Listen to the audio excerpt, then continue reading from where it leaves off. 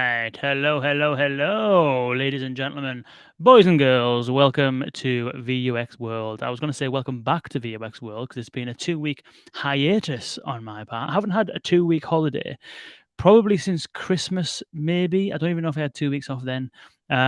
So apologies for the break, but here we are back in full force. Today we're chatting to Greg Whiteside, who's the CEO of HumanFirst, who are doing some incredible work in an area of AI and conversational AI that is incredibly underserved at the moment. It is all around helping you utilize the data that you have, the data that you gather, either before you begin a project or during an ongoing conversational AI initiative, to make sure that you can use the data that you have to build better assistants, better bots, and all that kind of stuff. So I'm definitely keen to get into this conversation with Greg. Before I bring Greg on, I want to give a shout out to Deepgram, who is the presenting sponsor for VUX World. And if you don't know by now, Deepgram is industry-leading speech recognition that has been powering all kinds of applications for all types of companies. NASA uses Deepgram speech recognition for a whole bunch of stuff. You can use it in your call centers. You can use it in your voice assistants. Anything that requires speech recognition, taking spoken language and translating that into text to be used and fed into, for example, a natural language understanding system. That is what Deepgram does extremely well. Most of the off-the-shelf speech recognition systems, they don't allow you to do any kind of tailoring, any kind of tweaking. And in fact, Deepgram's deep neural net approach actually gives its general model, which is the off-the-shelf thing that you can just start with today by going to deepgram.com/VUX World, outperforms most of the off-the-shelf models. In fact, I think does outperform all of them actually, but you can even retrain it to make sure that you can tailor your speech recognition needs for your specific use cases. Your customers' jargon, your customers' accents, and all that kind of stuff can all be retrained to make sure that you get the utmost accuracy from your voice assistant. So please do go to deepgram.com/VUX World to explore what Deepgram have to offer. And if you are building or debating building a voice assistant, then you will need speech recognition, and you won't find a better place to start than deepgram.com/VUX World. So thank you, Deepgram, for presenting this episode of VUX World. And without further ado, ladies and gentlemen, boys and girls, please welcome Greg Whiteside of HumanFirst. Greg, welcome. Hey, Kane. Good to see you. Good to see you. Yeah, thank you for making this comeback episode. Feels like a comeback. I feel like I've been away for so long. I feel like a baby. I feel like a newborn baby. I know my LinkedIn feed was empty. Yeah, that's true. I mean, I've missed LinkedIn a bit. I have had a complete detox from technology, entirely. Haven't picked my phone up. Haven't opened any apps whatsoever. The only app I've opened is my camera, and I even hardly opened that. Usually, I've got like millions of photos from every holiday I've ever been on, whereas this one I've got about 50. I will forget it before long if I'm not careful. You come back stronger from that type of detox. Yeah, I hope so. I hope so. I feel daft as a brush at the moment. I feel like I feel like I'm a newborn baby. Anyway, but you're going away soon anyway, so you'll have the feeling coming up straight away in sunny Portugal. That's right. Getting all the work done just before I leave. Yeah, that's it. That's it. Nice. Cool. Well, thanks for joining us, Greg. Appreciate it. We've been connected on LinkedIn for a while. I've been following your posts and HumanFirst and the journey you've been on and stuff like that. Incredibly exciting company. I spoke to Alex on your team numerous times over and over again. And every time I speak to him, I feel like I learned something new. And so it's definitely an interesting company, interesting vision, interesting tool. I'm wondering whether you might be able to share with people a little bit about yourself and a bit about HumanFirst as well, give people some context. Yeah, sure. So I can start a bit with myself. So my background is software engineering. So I studied and graduated at University of Ottawa. Worked a bit in software development, but then quickly pivoted and went straight into building startups. So I've been part of the Montreal ecosystem here of startups for the last 12 years. I was organizing a lot of events and kind of helping bring the community together while building 3 really unsuccessful startups in the music space and in the general web development space. Until I met a team that back then was called Forever Alive, and they were building a password manager. And I joined them, and we switched the name to Password Box, and we built this really great, powerful password manager that we sold to Intel really quickly, less than 2 years later. So I had a really exciting kind of journey there, building a team and building a product and doing a lot of great things. both before and after our acquisition by Intel. And that's where I also met Matt, my co-founder and CTO, who we managed to hire within PasswordBox to help kind of scale our technology. And Intel divested the project after 3 years, and that's when my two co-founders and I decided to start HumanFirst. And so we built HumanFirst, initially a very different project from what it is today, but the thesis was always the same, is that it was an increasing amount of conversational and natural language data being generated between companies and their customers across all types of channels. And the opportunities to leverage that data would multiply, but we didn't see easy ways for companies to actually tap into that data and turn it into meaningful and valuable insights and AI training data easily. And so that's why we built HumanFirst, and we did a pretty big pivot halfway into the company. But now, I've really found product market fit, and I'm really excited kind of by where both the market and the solution are going. So you mentioned you had you come from a music background. Yeah. What kind of music? Oh, I should plug my Spotify on your channel. Yeah. I'm a guitar player. I mean, I did a lot of music. I played the piano and violin when I was a kid, but I've been doing guitar since a teenager and writing songs. And at some point contemplated being a musician, but then figured I couldn't live with the stress and the critique. So I decided I'd leave that as a hobby. But I still play, and I have a Spotify channel. I'll send it to you afterwards. Yeah, definitely. That sounds really good. Yeah, I made music myself for a while, although I wasn't ever as gifted enough to play an instrument. I had a MIDI keyboard, and Yeah. I would play I used to use Cubase and a bunch of different synthesized plugins and that. And I used to play little synths in there and that. But then I used to do a lot of sampling, so I just used to assign a sample to each key, and you just basically tap on the piano to tap out a drum beat, and then you just like take a bunch of different samples of guitars and you mash them all up and that. So yeah, it's interesting. It's quite a lot of people have come into the kind of like conversational AI space from a music background, which is really interesting. Oh yeah, I mean it's obviously creative fields, and I think there's a lot of opportunity to be creative in the conversational AI field, like in terms of creating the personality. So I'm not that surprised, but yeah, I mean, for me, it's always been more of a hobby though. Yeah. I think Napster thwarted my music dreams when I realized that all the revenue was dropping out of it, and I wasn't sure what to do. So yeah, I ended up turning to marketing. I originally went to study marketing as a way of trying to sell music, funnily enough. So yeah, somewhere down the lines, I fell off the rails. Don't know exactly when it was, but there you go. My learning is that there's no money though in music startups, are very, very hard to monetize. Even good products, labels and musicians typically are not, thinking about. I mean, musicians particularly are hard to convince to pay for services, and that's kind of normal. So Yeah. Yeah, That's true. That is very true. You also mentioned there you said you had a couple of failed startups. I think that's also quite common with a lot of people who I kind of speak to, whether we discuss it on air or off air, is that they've had a few stabs at a few things, and obviously you learn a lot during the process. You probably learn a lot around not necessarily, um, you know, in terms of if a business failed, there might be certain reasons for it, but every time you go into a new venture, you take some of the fundamental foundational skills into it, understanding how to approach trying to find product market fit and how to organize teams and stuff like that. I'm wondering whether there's anything in particular that you learned during the first two ventures that you took into HumanFirst. yeah. I mean, the key thing in the first two ventures is that I was mostly working alone. Obviously, very, very inexperienced, kind of very naive. Like I think a lot of people who start building software products, it seems like you build it and they will come. Obviously, that never happens.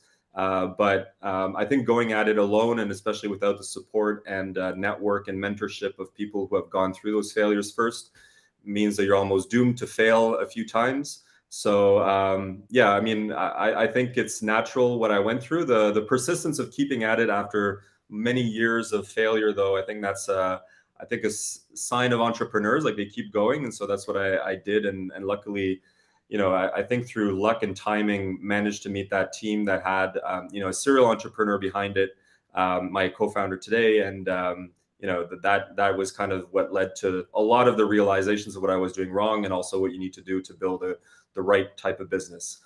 So with HumanFirst now, like the key thing was bringing together the top talent that we had at PasswordBox into this adventure, and then recruiting some of the best talent as well to help us. But I think I've stayed or kept a lot of the initial instincts, which is to stay small. HumanFirst, we're a very small team doing kind of big things relative to the size. And I think that's still kind of my instinct, is to not, necessarily think about scaling too fast, too big in terms of team, and rather trying to optimize for the kind of the output of each person. That's good. So, what was the pivot that you mentioned then? HumanFirst went through some kind of pivot. What was that pivot and what led to it? Yeah, so initially when we started, the first version of HumanFirst was a browser extension that you installed on Chrome, and it integrated with all the live chat platforms like Live Chat Inc. and Intercom, and it would take all the data going through from the agent conversations and pipe it into our model in the cloud.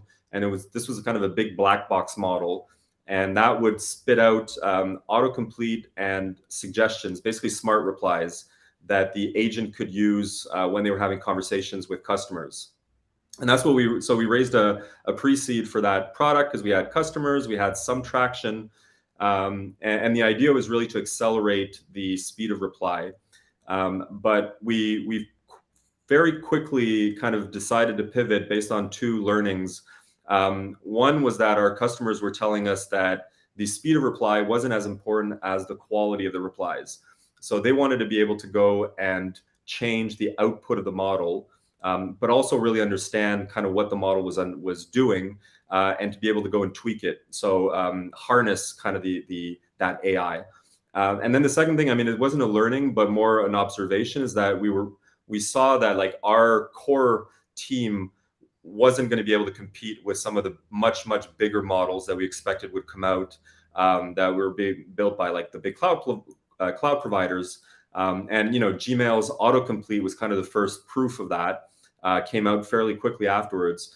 And then obviously GPT-3 and these other really big generative models that are kind of ingest a lot of data and then spit out something that you don't control, but that's fairly good, would have blown us out of the water in that type of go-to-market. So yeah, that's what led us to look at this and say, okay, well, what is the really, like, based on what customers are saying, really what we need to be able to do is start from that raw data, which we had a lot of across thousands of different types of businesses and industries, and say, if you want to transform this raw data into high quality, curated data sets that are custom to your domain, like, what do you need to do? And that's when we realized that there was really no tooling to do that, nothing productized, and that all of the teams we were seeing were doing very manual and ad hoc things around, data science teams and these clustering, but all very technical, workflows and tools. And so that's really what we focused on, was building out the kind of core capabilities that allow non-technical users as well as technical users to do that transformation of raw data into high quality labeled data. But along the way, like we right now, our platform really doesn't have any end user experience. But at the beginning, we left kind of some of that initial end user experience we had. So the agent augmentation, and then we also built kind of a chatbot end user experience. And we quickly, we saw this really red ocean of all these other players, basically, promising exactly the same end user experience. The only thing we saw is that under the hood, we were very, very much stronger on the data management and data engineering side. And so at some point we surveyed, 50 teams building NLU, and said, what is the pain point that you guys have, regardless of the stack and of kind of the platform you're using? And it became clear that the roadblock to scaling those projects was increasingly becoming the data, and the data preparation and the kind of continuous improvement of that data. And that's what led us to strip our HumanFirst of everything that was end user facing, and really build this kind of horizontal layer that could integrate with all other parts of your stack, but really give really strong data engineering capabilities. Mm. I suppose there's a temptation, isn't there, as you went through, and it must have been a big decision to pull back from the end user stuff. Because I think that when you think about the kind of like pipeline of technologies needed to stand up a solution like a chatbot or a voice assistant or something like that, there's lots of different parts to it. And if you look at some of the platforms out there, the Cognigies and Core AIs, etc., they kind of have the component parts. They might ingest some third parties here and there under the hood, but at least present it to look as though it's one platform. And it's like the temptation is to kind of start with the problem, which in this case is the kind of whole data management side of things. But then on its own, it's kind of, you mentioned that it integrates with everything else. On its own, that thing on its own, sitting siloed, becomes a bit of a hindrance to someone's workflow, doesn't it? So the temptation might be to carry on down the pipeline. And before you know it, you've got this whole end-to-end platform, and the specialism and the real kind of like nuanced feature that or set of features that you've built that solve a very specific problem get drowned out because you're trying to focus on loads of different random things, isn't it? Yeah, I think, and that's a question we get asked. Is ultimately, are we going to go back kind of and re-add those components to the platform?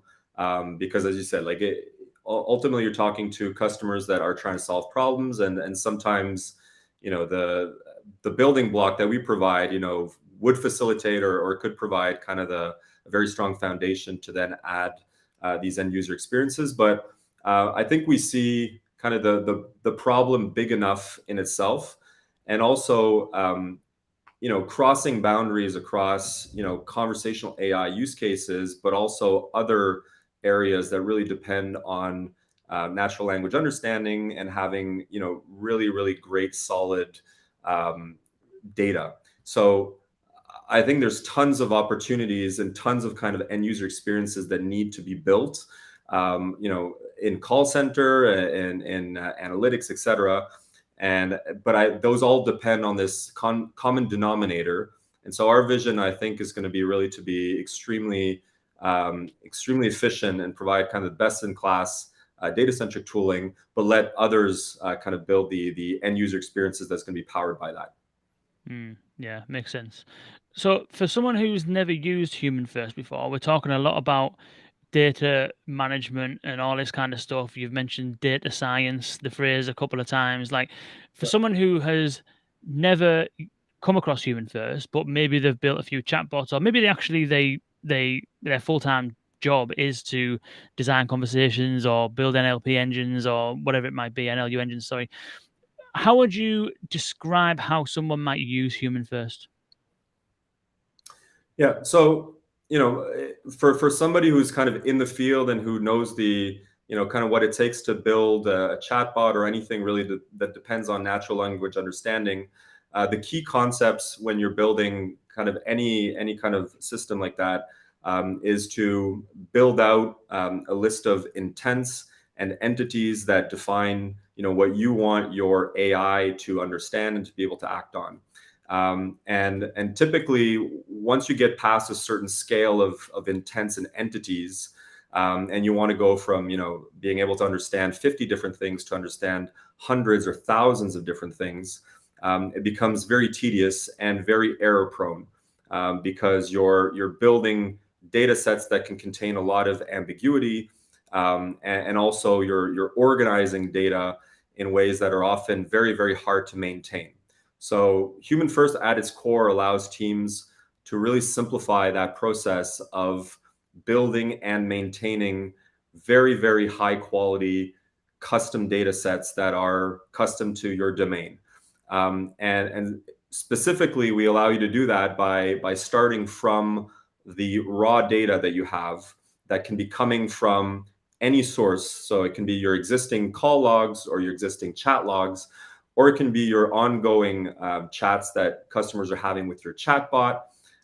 Really, any kind of natural language data ingested into HumanFirst, and then use our very simple capabilities to identify, discover what those intents are, where there's gaps in the knowledge that your chatbot doesn't understand, what kind of training examples could be added to improve the accuracy of the chatbot. So it's the entire life cycle of the data that is used to go into a natural language understanding model that we facilitate.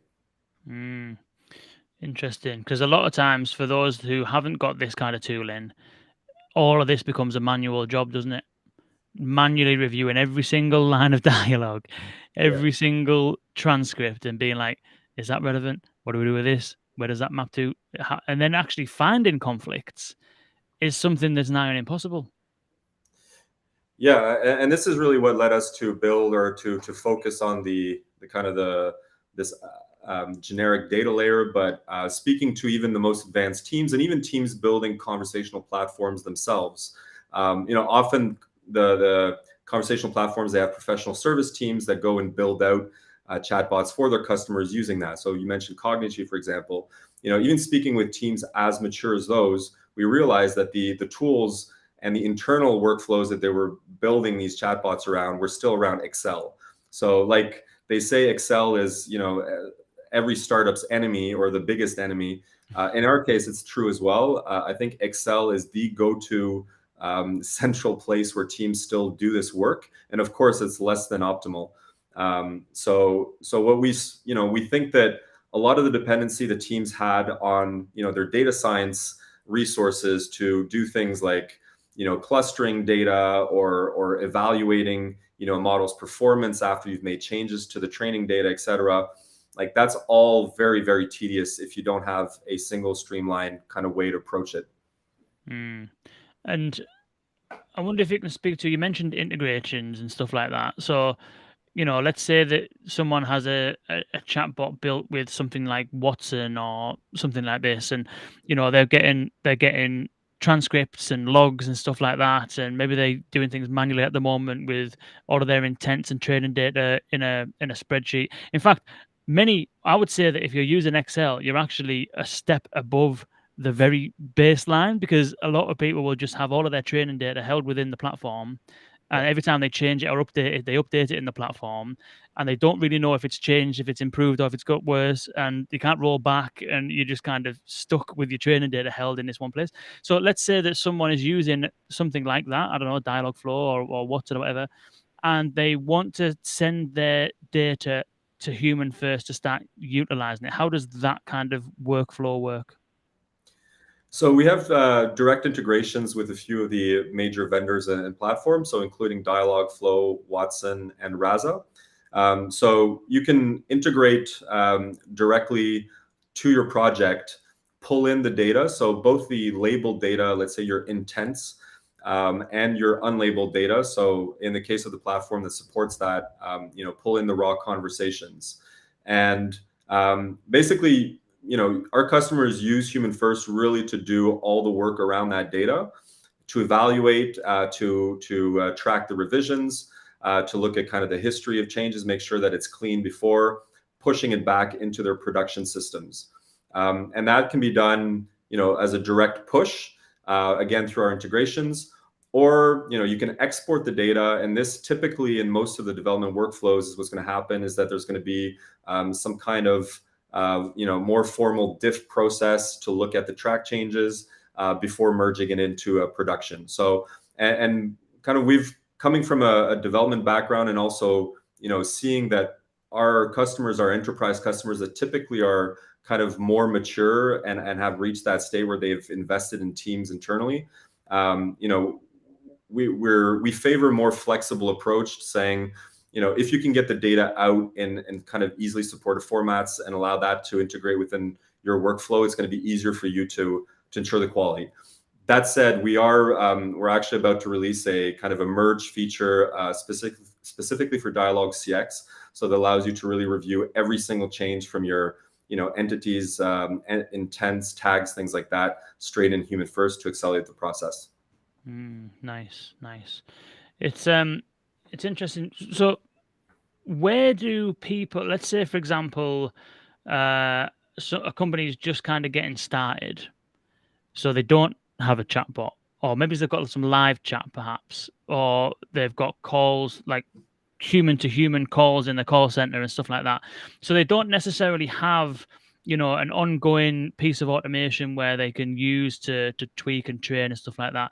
Inevitably, this tool can be used to generate a place to start, to give people an idea of the kind of conversations that they customers are having and all that kind of stuff. I wonder if you can walk through, like, for a customer who's got nothing, what's the best thing for them to do to get started, to use the data that they might have floating around in places to begin to formulate what this thing should look like. Yeah, that's a great question. I mean, and the reality is, a lot of companies have these very kind of ambitious digital transformation roadmaps. They know that they want to go towards automation, towards better analytics, all these things that ultimately can be powered by, natural language understanding. But the real question is, what do you prioritize, and how do you figure out what you need to build first and how? So I think definitely starting from the data that you have, and exploring that data and starting to build a sense of what are the key things that we find and that we're able to train an AI on, is a starting point. And that certainly is one of the key things and learnings that we got when building HumanFirst, is that when you start, you don't know what can and should be labeled and used as input into an AI model. So the hard part is really that discovery process, and that kind of bottom up workflow that's iterative, whereby you really start from massive amounts of data and then try to kind of find the signal in there and amplify that signal to build something that represents your problem, maybe, that you're trying to solve.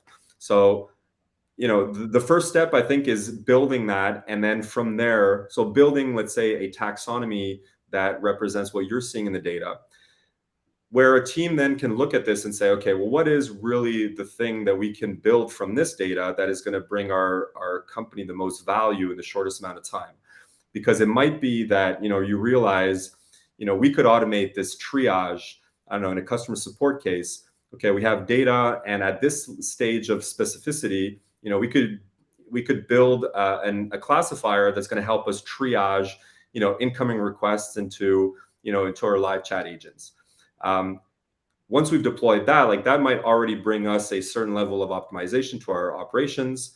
Now, okay, let's dig deeper, and maybe we want to automate a part of that workflow more deeply, right? So we can go deeper into the data, be more specific about the classifier that we want to build, because we know that we have that ability from our data.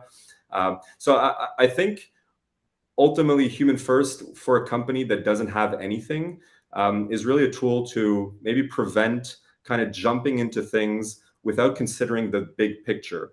And also, by taking a higher level view and being able to more quickly understand, like, the broad picture.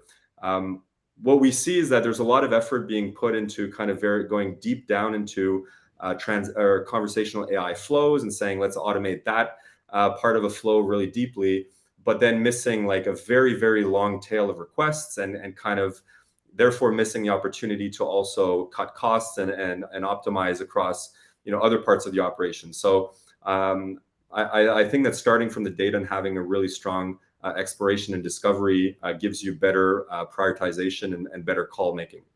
That's really good. Where would you say the sweet spot for HumanFirst is? Would you say it's in that beginning phase, or would you say it's more in the kind of ongoing management of your kind of AI, or kind of like unstructured data management kind of program? Is it during the maintenance part, or is it at that beginning part we're mentioning? So most of our customers, it's once they've already deployed a project and they kind of hit that wall where they say, okay, we really want to improve the scope and the accuracy of what our AI is going to be able to understand and do. That said, like, what we're seeing is that once you start with a use case and a certain type of data, or once our customers do it anyway, they quickly realize that there's other types of data that they can bring in, whether that's things like NPS reviews, or they started with sentiment analysis, and they want to bring in their call center data.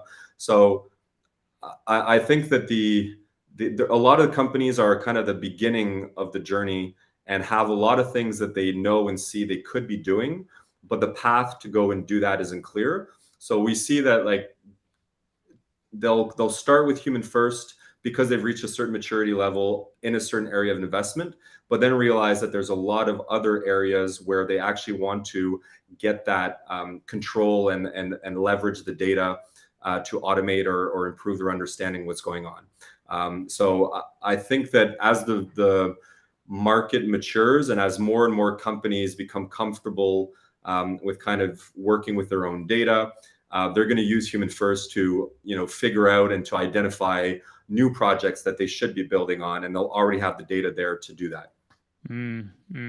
That's good. So there's lots of data. We've alluded to lots of places where people will get data from: calls, live chatbots, voice assistants. All of these different areas.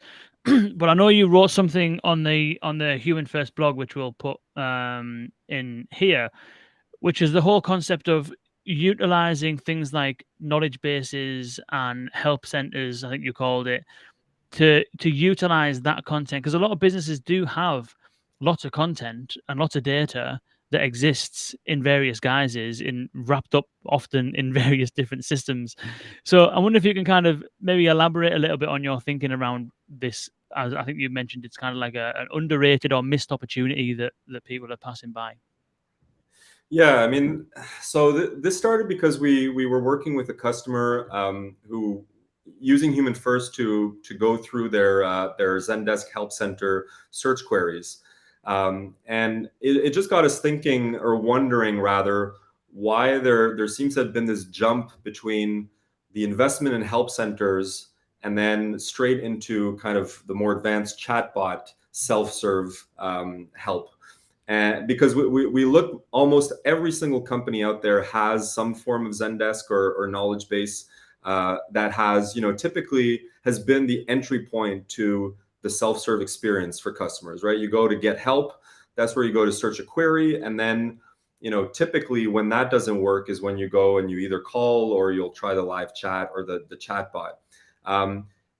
And so the kind of our question is that there's a trove of data and of really valuable insights around what people are searching for. So that's a first source of data that we didn't see, or that we don't really see companies using a lot as a starting point, let's say, to build a chatbot, whereas it really could be, because it gives you a strong signal of what people are looking for when they come for help. But also, like, it got us just to wonder, and this is what the blog post I wrote about is, why help centers didn't evolve rather, more intelligently. Why did the NLU part of things, go straight to chatbots and not rather be kind of built from the help center itself? Like, why is a search not powered by better results? And still today, most help centers are powered by like keywords, which is really bad in terms of output. So I don't know if like my hunch is that simply it's a more exciting kind of avenue, and like these new developments are always more fun for people to try to hack on than to improve a really big monolith of a system like help centers are.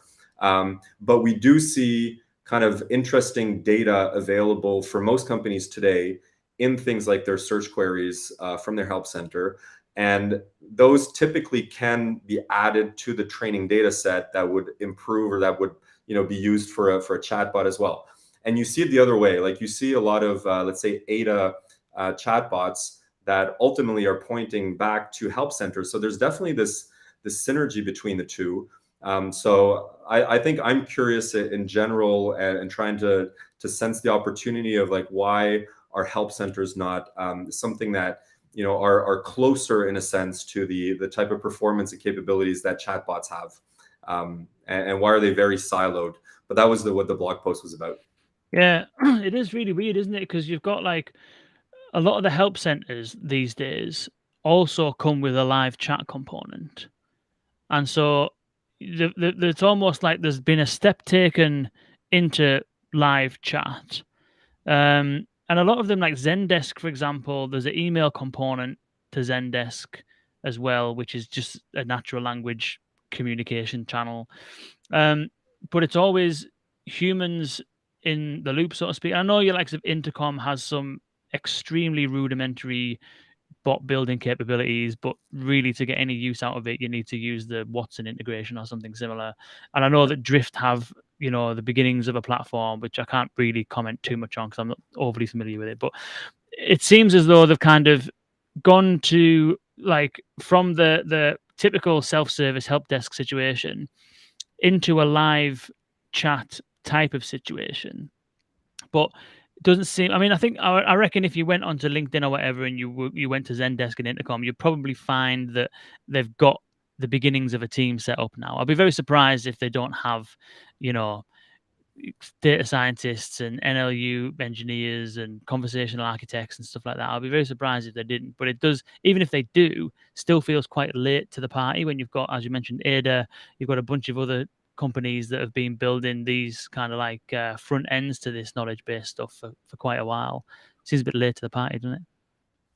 Yeah, I mean, I think there was a missed opportunity for the help center to really to be that building block, that starting point, because it had that data, and you can easily imagine. And I can't speak too much to Intercom or Drift's capabilities today because I haven't really looked at those platforms in the last 2 years now.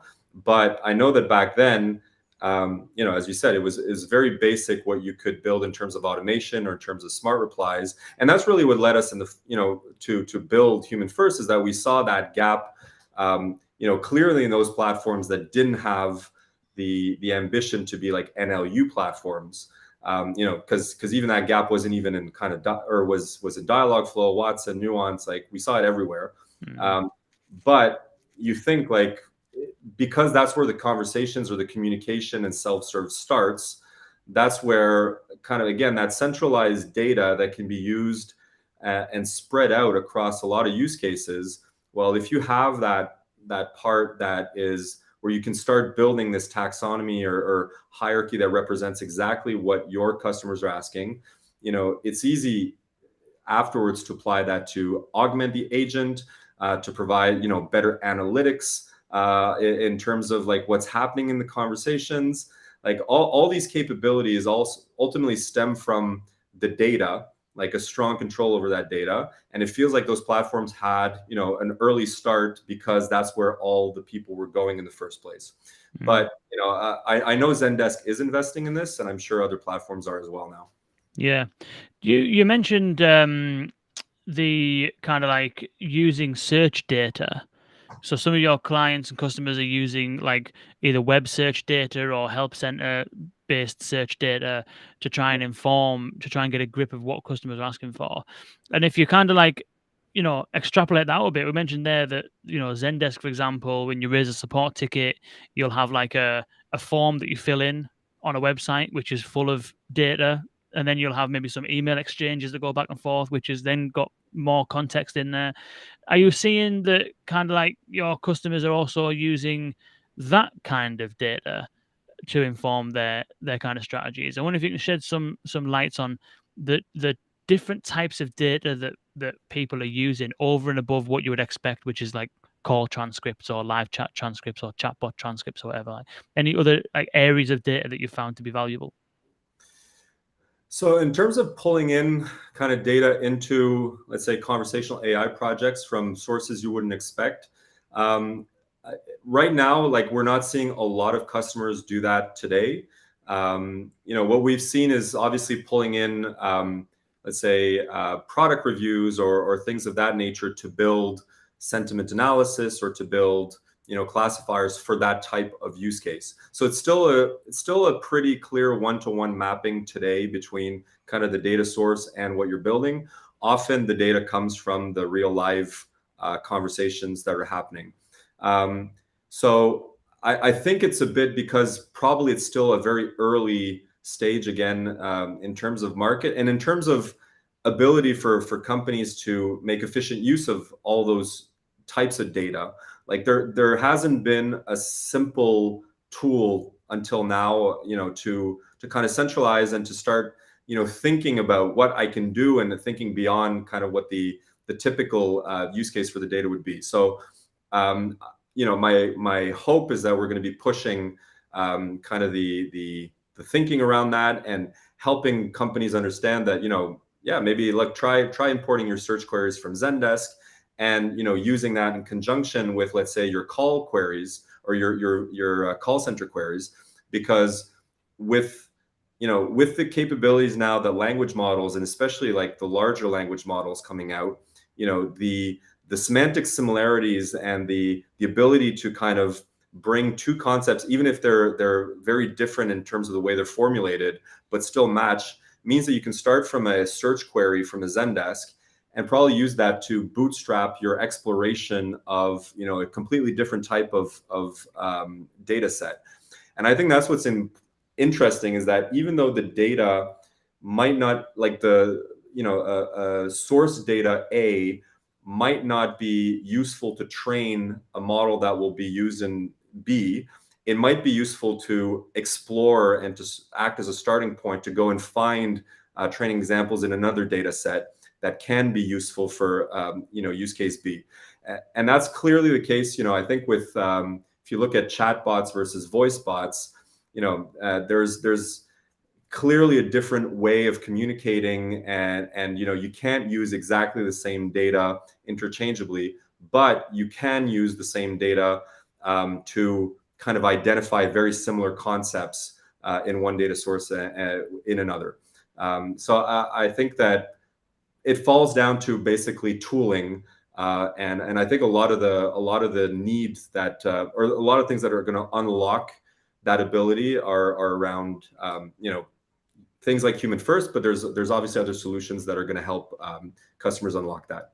You mentioned large language models, and I've been thinking about this quite a bit recently. I think I've written a couple of things on the website and on the LinkedIn newsletter about these large language models. I think it was when Google released Lambda 2, which looks absolutely fantastic, don't get me wrong, and the examples that they give, albeit you have to take it with a pinch of salt because it's a demo, and it's a little bit like when Duplex was first kind of launched, and you have to take it all with a bit of a grain of salt. But the ability for Lambda 2 to be able to manage a conversation and have a proper free-flowing conversation about pets or about certain topics that they've kind of defined is absolutely amazing. But some of these things like OpenAI's GPT-3 and Lambda 2 and stuff, it's like they're trained on all of the data available basically on the internet, which isn't contextual to businesses. And arguably, one could argue most of HumanFirst's customers,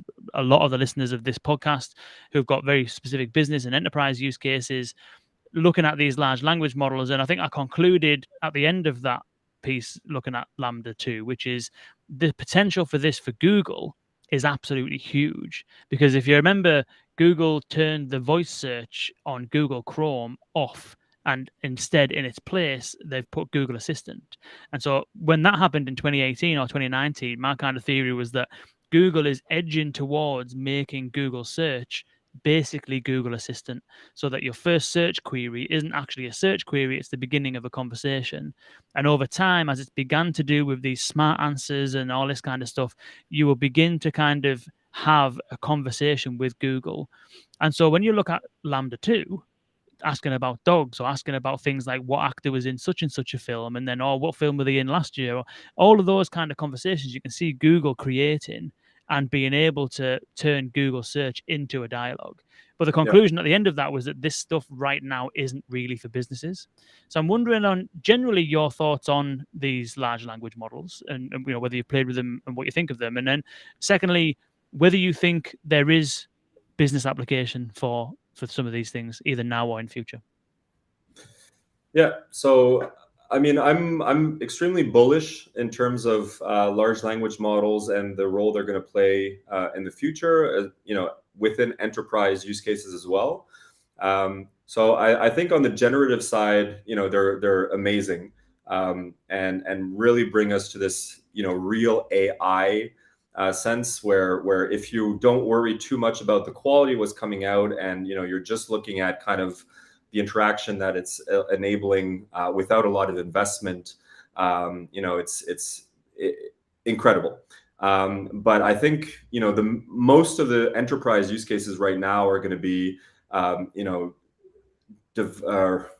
requiring more of the classification side of those models and the classification abilities, and that's where they're clearly going to outperform traditional and the NLU models that we've had until now, because they're trained on much bigger data sets, have much higher dimensionality in their embedding spaces. So they're going to pick up and be able to really classify things with much less training data required.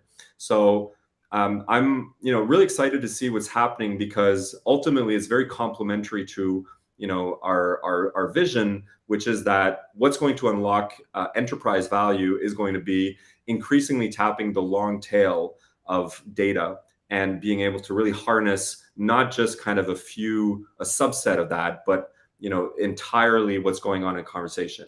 And if you're able to label and to identify something using only 3 pieces of data instead of requiring 50, then it means that you can very quickly start building much deeper and much more granular knowledge trees and things that represent your business thanks to these models. So we're integrating now with some of the models out there, including Cohere and OpenAI, because they're enabling to power our core functionality, including the semantic search and the clustering, and provide different results than what RNLU provides. And I think that it's not about like completely replacing it with one or the other. Rather, if you have multiple models, they're all going to give different types of signals that you can use to build out your final product. So in terms of the second part, application to enterprise use cases, on the classification side, I think that we're just at the beginning. Like, most companies are not that mature and are trying to figure out how to leverage them. And I think that a big part of that is going to require fine tuning those models and using them efficiently with the few shot learning, kind of provide the examples, and also being able to observe the output and kind of use that to further fine tune. But I don't think it's very far from being able to replace ultimately some of the NLU engines, because it'll simply give better results faster. Now, in terms of purely generative kind of chatbots, I mean, that's obviously something that most of these large language vendors are certainly working towards, is to say, give me a data set of like this bank's conversations, load it in, and magically it'll provide a full conversation. I think we're far from there, even though some of the vendors probably will claim it's closer than we think, because quality again of the output is so important, and you can't risk even if it's not something that's going to destroy the reputation, you can't risk giving a wrong opening hour or a wrong result. And also anything obviously that's tied to your personal information will require kind of hooking in and being able to integrate then into some backend, and that I don't think is a solved problem, and will require kind of stepping out of the purely generative, and again being able to tie yourself to something, whether it's an intent, a label, whatever it is, to say, okay, well, this is where we are, and now we need to go do something else. So I think that ultimately, like, we're not going to go towards a purely generative use case for enterprise, at least not in the next few years. But I might be surprised. It's interesting, that concept of having some degree of intent-based kind of models, mixing it up maybe with some of those kind of like large language models here and there. It's like, I could imagine a world where, you mentioned the help centers. I can imagine a world where, most organizations need to do a bit of work anyway in a lot of these areas, because some of them have got data in multiple different places. Some data might exist on a flat web page. The same data might exist in a help center article. The same piece of content might exist somewhere else in the mobile app. And that's 3 pieces of content stored in 3 different places. And it's written to be read rather than written to be said or written in a conversational format. So I would probably say that a lot of organizations have got a bit of work to do to move towards that more kind of like headless CMS approach, where you have snippets of content that can be served into multiple different channels, and if it's written conversationally, then you could potentially streamline a lot of that. So I can imagine a world where if you've done that, you could potentially feed that content into one of these engines, not in a way that enables it to generate new content, because arguably you've already done the crafting of the content, but in a way that almost uses that as supplementary training data to enable things like those FAQ kind of experiences, which are often difficult to do because one question might be semantically almost identical to another question, but the only difference might be, an entity, for example. So those are typically quite difficult to do with these traditional NLU systems. So I can imagine a world where that kind of thing can happen. I don't know what you think about that. Yeah, I mean, absolutely. And I don't know if you saw, I think you follow Cobus, but I saw one of Yes. his posts where he was looking at kind of applying OpenAI, with an intent kind of based approach and using the generative side of OpenAI to merge kind of answers together and to build this, kind of response that is can be stitched and go and find, answers from different areas. And I think that's the reason why I'm excited about large language models, is because they open like this world that's very hard to do or impossible to do without kind of a generative approach. So it's more like the end-to-end conversation generation that I think is difficult to do if you want to tie to an enterprise use case, but for specific kind of questions, or for bringing, at a particular point of the conversation, either summarizing or generating kind of a combined answer, I think they're really impressive. And what's interesting is to see now how quickly open models are coming out.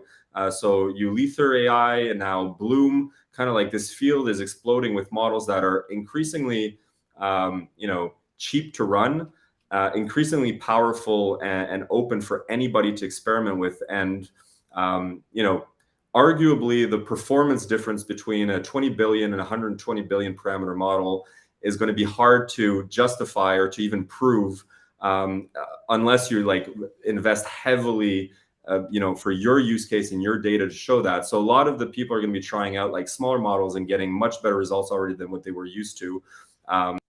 So yeah, again, like I think large language models are, and be important is helping customers, easily leverage them.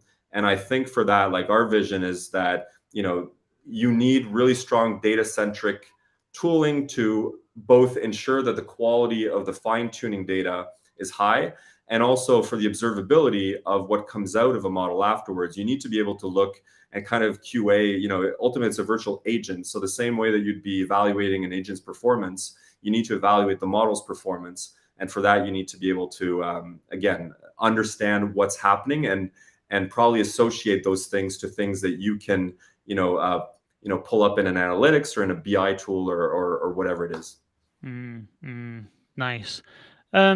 Cool. So to wrap up, then we've got a few comments here. Felix has said, "Nice boardroom, Gregory." I concur. I often comment on that background. I think it's very smart. I actually thought the first couple of times I spoke to Alex on your team, I genuinely thought that was where he was sat. He must have, like, I don't know if he's got a green screen or something crazy like that, but it looked very impressive. And then Jay has said, "Great talk, Greg. Congratulations." I also concur with that. So three kind of almost quickfire-ish questions to wrap up with, and in each of the three questions, there's going to be three kind of quickfire answers, so to speak. So three questions about three things. So, for example, the first question is three things that are exciting you about the conversational AI space. The next question would be something like three challenges that you've observed teams facing, and arguably, if we can quickly say how they've solved them, and three pieces of advice that you would give that people are to help people create better conversational AI. So we'll start with the first one. 3 things that are exciting you about conversational AI at this moment in time. So shift from model centric to data centric kind of development of the AI. Um, Large language models and kind of their impact and usefulness applicability. Um, and then I think voice, so quality of voice data with ASR technology, companies like Deepgram, et cetera. That's opening up a lot of new sources of data to play and to capture value from. Nice, wicked. And then 3 either challenges or 3 mistakes that you witness people or teams making on a fairly regular basis, and how they might resolve them. Probably by using HumanFirst, but there may be some surprises. Yeah. So, I mean, certainly not using, not using a better solution to kind of manage the data and to continuously improve it. So, using Excel in particular, I think there's HumanFirst is a better solution.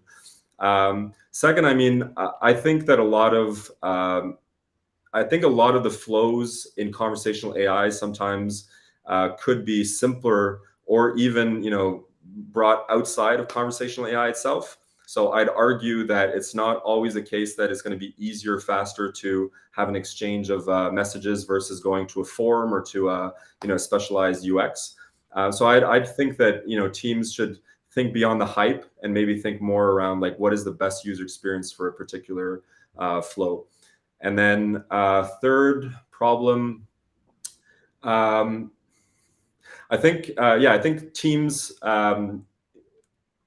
again like don't or not. I don't want to generalize, but I think that a lot of the investments that are are long term investments, and I think being able taking more time ahead to look from the raw data, starting from kind of what is the ground truth in the business, probably helps avoid a lot of lengthy development that might not lead like higher results. So I would encourage teams to look deeper and spend more time, much like we do in software development. Grooming, all the time we spend in design and grooming, means that we're not debugging or that we're not shipping things that ultimately aren't used. So yeah.